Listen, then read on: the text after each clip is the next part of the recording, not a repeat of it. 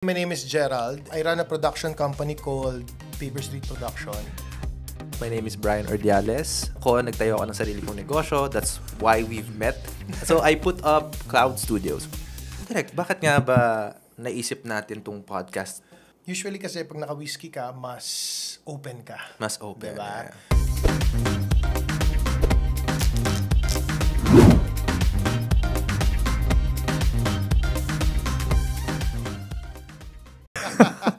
And today, Direk J, ano man topic natin today? Hindi, teka lang eh. Nagtataka ako bakit parang iba yung suot natin today. Usually casual tayo dito eh. Casual tayo. And this is the second time actually na, you know, we've worn somewhat of semi-formal lang naman. So dapat sa next episode, dapat nakasuit na tayo ah. Oo. Parang yung guest natin. Paano na?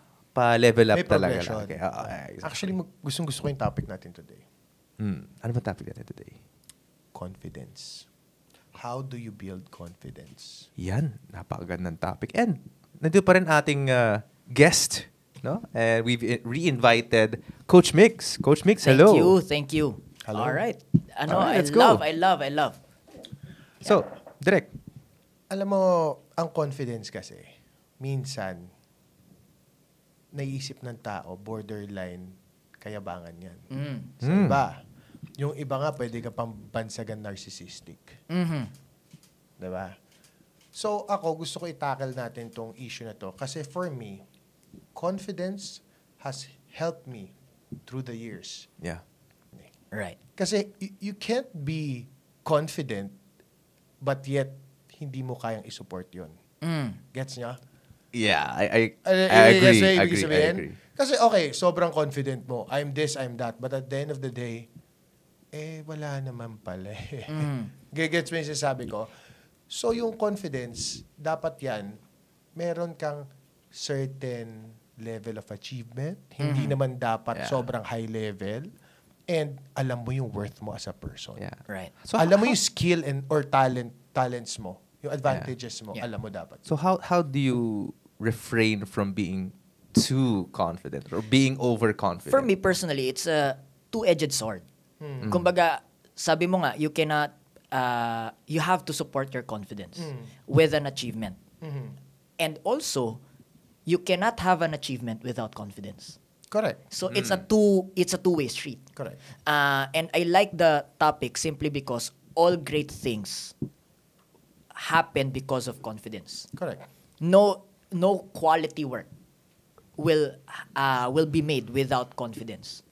Yeah. Kasi pansinin nyo, no, majority of people nagkakamali not because they're not good enough, but because they are in fear of baka magkamali. I'm not sure if you noticed that with your teams, no? Personally, in my businesses, when my people are struggling, it's not because really they're not equipped sometimes. Although sometimes they're not, no? But sometimes it's not really because they're not equipped, but sometimes it's because they are in fear na baka magkamali. And the more they are in fear, the more they are not in confidence, the more the work will not be quality. But we have to go back sa umpisa. Kasi we are speaking sa point of view na naka-achieve ng certain success in life. Right. Tama? So, balik tayo from day 1. Grade 1 ka muna, bago tayo ulit maging grade 6, okay? Sabi mo kanina, for you to have confidence, or let's say, naka-achieve ka na certain level of success, may confidence doon eh. Kaya nga inabot yun. Correct. But when you were starting, wala ka pa namang confidence doon eh. Okay. So, anong ginawa mo? Okay, good question. And the confidence might not be external. Okay, pero there has to be a certain level of confidence internal already. I would always say this, Direk, 80% to building confidence is internal work. A lot of people kasi when they talk about how to build confidence, we're talking about posture, how to do handshake. The way you speak. The way you speak. All of these are somewhat helpful. Pero, if you cannot look really people in the eye because you lack confidence, or you're thinking of, tama ba itong sasabihin ko, then that's not really confidence. That's just portraying confidence. So, sometimes, because of that insecurity, because that's literally what insecurity is, they become borderline arrogant because they're projecting their insecurity with masking it with that what they perceive to be confident. Defense mechanism. Defense mechanism. Diba? Dahil yung insecurity Interesting. nila, minamask nila yung defense mechanism, borderline arrogant, or tiklop naman. The other extreme is shrinking. Correct. And I've seen a lot of people, ang laki ng katawan, machong-macho, but when I start to come, lapit ko, ang payat-payat ko na nga. Tapos they start shrinking. Sabi ko, anong meron? In what way? Ano? Yung makikita mo yung body language, disposition, eh. yung body language na gaganon, Opo. Nagko-contract. Opo. Sabi ko, Kumbaga David versus Goliath yung itsura natin physically, Pero hindi kaya ang na-feel nung tao na yon nung nag-usap kayo. At first, Intimidation. oo. At first kasi, akala physically, I'm better than you. But when you started speaking, oh shit, this guy is better than me. Kaya nagtumiklop. Yeah, and that's where Diba? I guess building confidence Yeah. really matter. No, coming from what I would describe it as self-assurance. Nice. Yeah, self-assurance rather than being in a space of insecurity. Rather than projection. Kasi majority of confidence is, how do you build confidence? This is how you must project. This is how you must look. Kasi okay naman lahat ng yan, pero given the right context.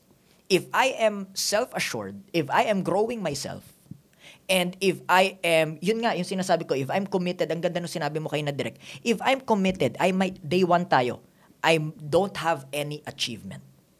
Okay? But, here I am, humble enough to learn.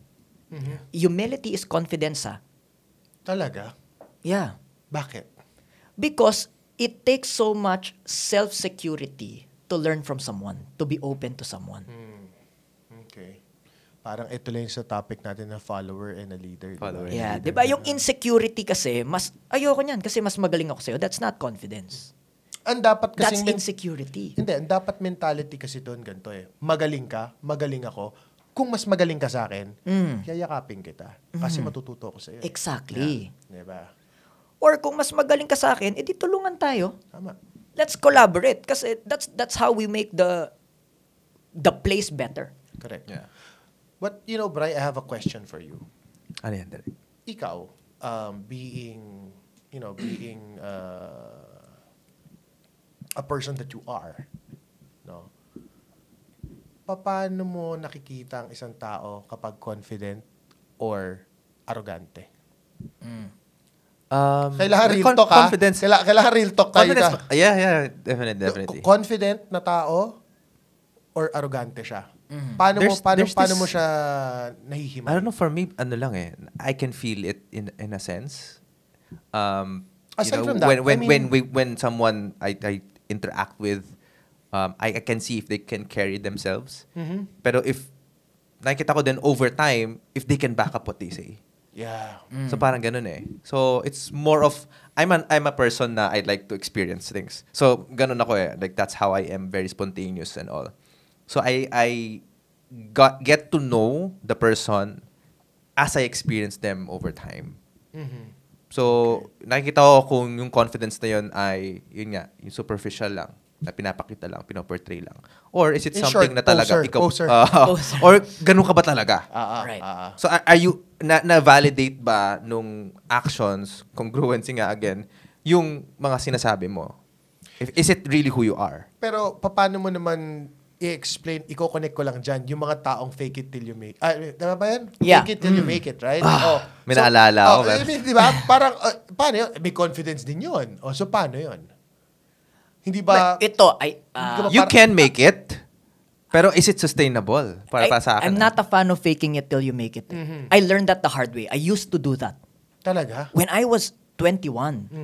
Kasi di ba, I was... Kasi pag sa edad mo, ginawa mo pa yun, parang medyo iba na Di ba? Tama. So, when I was 21, talaga fake it till you make it. Until I realized na there's no point. Ang definition ko, I wanna answer what you said, Direk. Work ethics will always dictate. Okay. The difference between confidence and arrogance. Bakit? It's the work ethics that is the foundation of achievement also. If there's work ethics, achievement will come. If there's no work ethics, achievement will not come. It's just superficial. Part of work ethics is how committed I am to my craft. So, anong ibig sabihin ko nun, Direk and Bri? No? Iba yung confidence na we see each other in event. Diba? Uy, okay tayo, ganyan. And then, the next time we're gonna deal together, at nag-usap tayo ng, yun nga, for example, nag-usap tayo ng 4 o'clock or 5 o'clock, for example. 5 o'clock, are you here? Yeah. Work ethics. Bakit? Majority of confidence or lack thereof is because of self-trust. Lagi ko tong sinasabi with my people, ha? How can you build confidence if sarili mo hindi mo pagkatiwalaan? Kasi pag sinabi mong 9 o'clock, 10 o'clock ka dumating. Ang ganda nun. Ito yung mga conversation na... Kaya nainis ako sa mga taong late, sa totoo lang. Pero kanina pasensya na kasi na traffic ako. Pero sa totoo lang, talagang ako, kahit sa mga tao ko, sinasabi ko, you know, you have to be early all the time. It's because sign of respect yun. Sign of respect, Yeah. exactly. Respect And, yun. Diba? and more than that, the guilt feeling will take away your confidence. Correct. Yeah. It's not really just because kasi majority of people in you know today, 'di ba? Will just say the common response is okay. 'Di ba? Filipino time. 'Di ba? Okay lang ganyan, 'di ba? Pero hindi naman talaga Sorry. okay 'yun eh. But yung pakiramdam dun sa taong late of guilt feeling na I said something I did not follow through. I guess direct that doon din papasok yung sinasabi mo a while ago that you should be backing up your confidence. Correct. Kasi hindi pwede puro angas ka eh. Puro angas ka pero hilaw naman. Hindi pwede. Kailangan kung mag-aangas ka, Panindigan mo. Panindigan mo. Yeah. Doon ka nagiging pogs. Pogs. Ayan.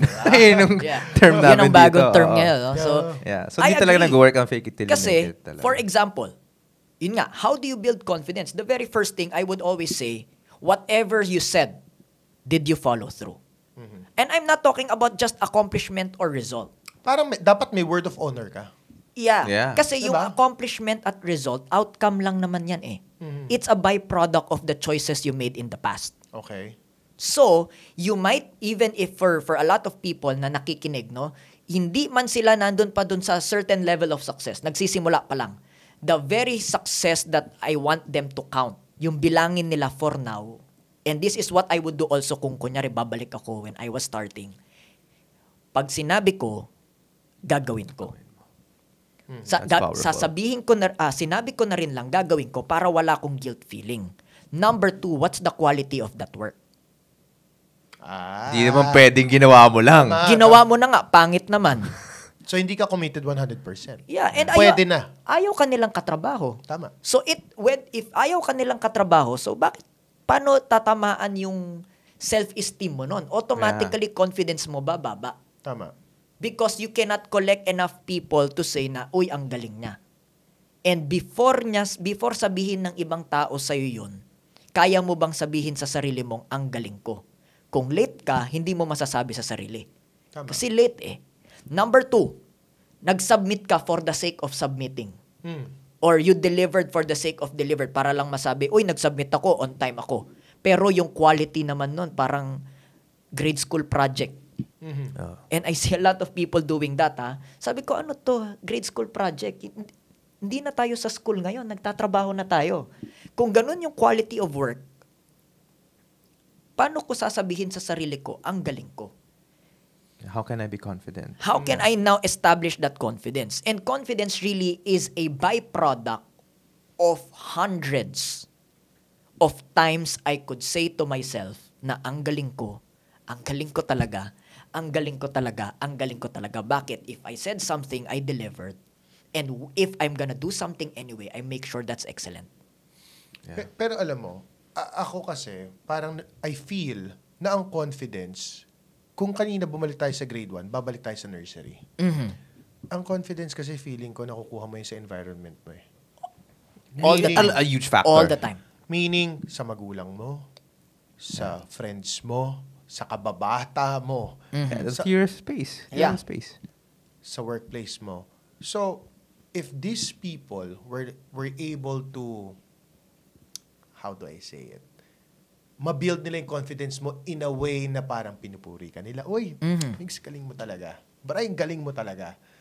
That's so true. Yeah, yung validation na yon. Yeah. Pag bata ka, na habang yung brain mo, para pa siyang sponge, na andali pa maka-absorb, yun yung pumapasok sa isip mo. That's the reason why, kaya alam mo nga marami may childhood trauma because sinabi sa kanila magulang nila, anak, mas magaling sa yung anak ni Ate Presi. So ikaw as a young person, you would always feel na, less ba ako kasi mas magaling siya sa akin magsalita? Less ba ako kasi mas magandang gamit niya sa akin? Nako-compare mo na bigla sarili mo. So, ako yung mga confident people, feeling ko galing yan magmula pa nung bata ka eh. But, not all Okay. Tama yun. So, there are two sides of the topic, I would say. So, syempre, yung whatever we discussed a while ago, ito yung hindi na nabiyayaan ng ganong environment. Yeah. Now, I love what you said, Direk, kasi ito naman yung para sa mga pwede pang magbuo ng ganyang environment. Correct. Yeah. Scientifically, para kunwari matalino din ako, no? Okay? No, there was this study from Dr. Bruce Lipton. Okay? He studied the biological chemistry, parang The Matrix, pero this time coming from a scientific reference. So, yung mga sinasabi ni Andrew Tate, for example, na pero this time on a scientific reference, first 7 years, 90% of your self-image is already formed. Okay. From age 0 to 7. Yeah. That's how powerful that is. So, kung ibig sabihin, kung may nakikinig na magulang sa atin, they might gustuhin sana nila na pakinggan to. Kasi 7 years old, first 7 years. Sabi nga ni Dr. Bruce Lipton, matagal, for 400 years, sinasabi na to ng mga Jesuits.